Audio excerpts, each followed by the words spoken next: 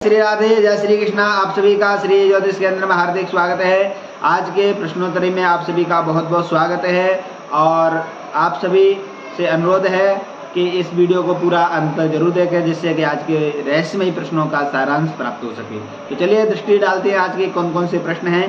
पहला प्रश्न है कि मंदिर में जाते हैं तो अनेक देवी देवता विराजमान होते हैं, किसको पहले पूजें किसको बाद में पूजें। दूसरा प्रश्न है कि सृष्टि की रचना से पूर्व क्या था, और तीसरा प्रश्न है कि सृष्टि की रचना कैसे हुई। चौथा प्रश्न है कि दैत्यों के गुरु शुक्राचार्य की एक आंख न रहने का कारण क्या है, क्या रहस्य है। पांचवा प्रश्न है कि झूठ किस जगह बोल सकते हैं। तो आज के ये 5 प्रश्न हैं, बहुत ही रहस्यमयी प्रश्न हैं। तो चलिए प्रारंभ करते हैं पहले प्रश्न पर। पहला प्रश्न है कि मंदिर में जाते हैं, कई देवता विराजमान रहते हैं, जैसे कि दुर्गा जी, हनुमान जी, शंकर जी और विष्णु जी और भी अनेक देवता विराजमान होते हैं। तो ऐसे में क्या करना चाहिए, किसको पहले पूजना चाहिए। तो यह बहुत अच्छा प्रश्न है। अधिकांश व्यक्तियों के अंदर यह विचार आता होगा, लेकिन बहुत अच्छी बात है ऐसा प्रश्न किया। जिसके लिए आपको बताएं, पूजा सबकी करना चाहिए। जो अपने सनातन धर्म के देवी देवता उनकी सबकी पूजा करना चाहिए, लेकिन निष्ठा एक में रखनी चाहिए। अर्थात सभी देवी देवता सब बराबर हैं, चाहे शंकर जी हो, चाहे हनुमान जी हो, चाहे विष्णु जी हो, चाहे कृष्ण जी हो, चाहे राम जी हो, सब बराबर हैं, ठीक है। लेकिन निष्ठा एक में रखनी चाहिए। निष्ठा का मतलब जो अपने इष्ट देवता हों उसके प्रति एक निष्ठात्मक प्रीति होनी चाहिए, और पूजा सबकी करनी चाहिए, कोई प्रॉब्लम नहीं है। लेकिन अपने सनातन धर्म के जो देवी देवता हों उन्हीं की पूजा करनी चाहिए, कोई दिक्कत नहीं है। किसी को भी पहले पूजो चाहे बाद में पूजो, रूप अनेक हैं और शक्ति एक है। एक ही परमात्मा के सब रूप हैं, इसलिए सभी की पूजा करनी चाहिए, लेकिन निष्ठा एक में रखनी चाहिए, जो कि अपने इष्ट देवता होते हैं। चलिए अब दूसरा प्रश्न है, सृष्टि की रचना से पूर्व क्या था। सृष्टि की रचना से पूर्व कुछ भी विशेष नहीं था। जो संसार में दिखाई देता है वो सब कुछ भी नहीं था। सृष्टि की रचना से पूर्व केवल ब्रह्म परमात्मा श्री हरि नारायण ही थे, इसके अलावा कुछ भी नहीं था। तो सबसे पहले सृष्टि की रचना में श्री हरि नारायण थे। उसके बाद तीसरा प्रश्न है कि सृष्टि की रचना कैसे हुई। देखिए, सृष्टि की रचना बहुत ही महत्वपूर्ण प्रश्न है। सृष्टि की रचना होने का रहस्य बहुत ही अच्छा है। तो आपको बताएं, जैसे कि सृष्टि की रचना से पूर्व कुछ भी नहीं था, जब केवल श्री हरि नारायण विष्णु थे। लेकिन उस समय भगवान विष्णु ने विचार किया कि सृष्टि की रचना करनी है, अब कैसे की जाए। तब शेषशय्या पर क्षीर सागर में भगवान विष्णु लेटे हुए थे। उस समय भगवान विष्णु ने विचार किया, और विचार करते ही भगवान विष्णु की नाभि से कमल पुष्प निकला।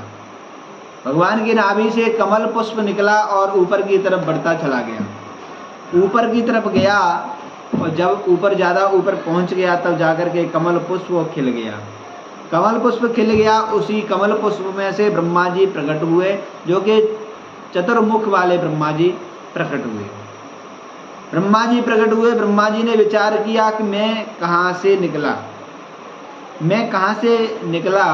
यह विचार करते हुए ब्रह्मा जी अपनी खोज करने के लिए पुनः उस कमल पुष्प में प्रवेश कर जाते हैं, और कमल पुष्प की डंडे के माध्यम से पुनः भगवान विष्णु की नाभि तक पहुँचते हैं। कोई अता पता नहीं लगता कि मैं कहाँ से प्रकट हुआ। फिर ऊपर जाते हैं, देखते हैं ऊपर जाकर के कहाँ से निकला। तो ऊपर जाके देखता कुछ भी नहीं। ऊपर से फिर नीचे आते हैं, फिर भी कुछ नहीं। यानी ब्रह्मा जी परेशान हो गए, उनको कोई अपने प्राकट स्थान को भी पता नहीं कि मैं कहाँ से निकला। तब उसी समय 2 अक्षर श्रवण हुए, 2 अक्षर सुनाई दिए, त प।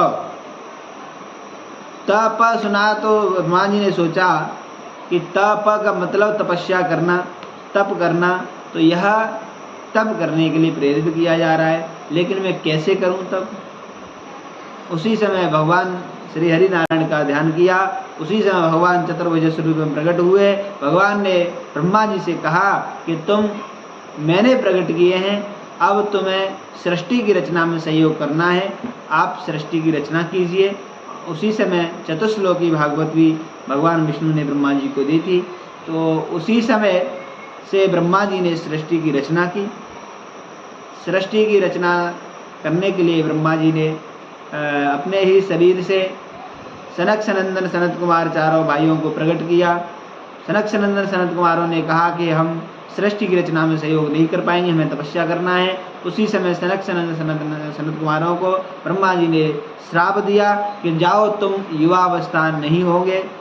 तब उसी समय सनक सनंदन सनत कुमारों ने कहा, पिताजी आपने बहुत अच्छा किया, जब हम युवा नहीं होंगे तो वृद्ध नहीं होंगे, वृद्ध नहीं होंगे तुम्हारा कोई अंत नहीं होगा, इसलिए आपने यह श्राप नहीं आशीर्वाद दिया हुआ है। उसी समय प्रणाम करके सनक सनंदन सनत कुमार बद्री विशाल की तरफ अपनी तपस्या के लिए निकल गए। लेकिन उसके बाद करदम जी को प्रकट किया, करदम जी से कहा कि आप तपस्या आप जो है सृष्टि की रचना में सहयोग कीजिए।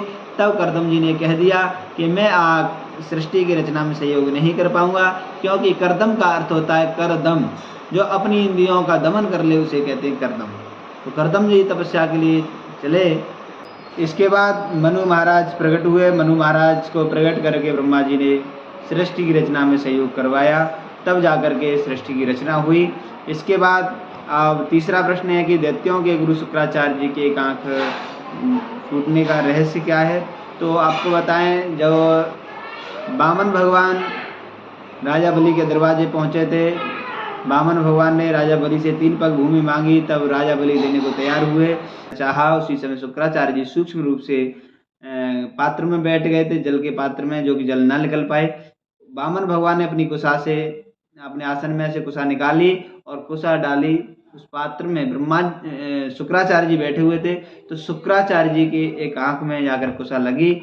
उसी समय शुक्राचार्य जी की जो है आंख फूटने का रहस्य रहा। यह कथा भागवत में नहीं है, परंतु ये कथा विष्णु पुराण में आती है। तो यह कथा का मतलब सारांश ये है कि धार्मिक कार्य में, जैसे कि राजा बलि दान कर रहे थे, और दान करते समय यदि दान, पूजा पाठ, यज्ञ अनुष्ठान, धार्मिक कार्य में कोई रोड़ा लगाता है, चाहे वो भले गुरु ही क्यों ना हो, चाहे कोई भी परिवारी जन हो, चाहे रिश्तेदार हो, कोई भी क्यों ना हो, धार्मिक कार्य में रोड़ा लगाता है तो उसके लिए हानिकारक प्रभाव रहता है। किसी को भी धार्मिक कार्य में रोड़ा नहीं लगाना चाहिए। 5वां प्रश्न है कि झूठ कब बोल सकते हैं। तो आपको बताएं, देखिए, झूठ वैसे कभी भी नहीं बोलना चाहिए, कभी भी झूठ बोलना अनुचित होता है। परंतु यहाँ पर शुक्राचार्य जी ने राजा बलि से कहा था कि आप बलि तुम झूठ बोल दो, दान करने से मना कर दो।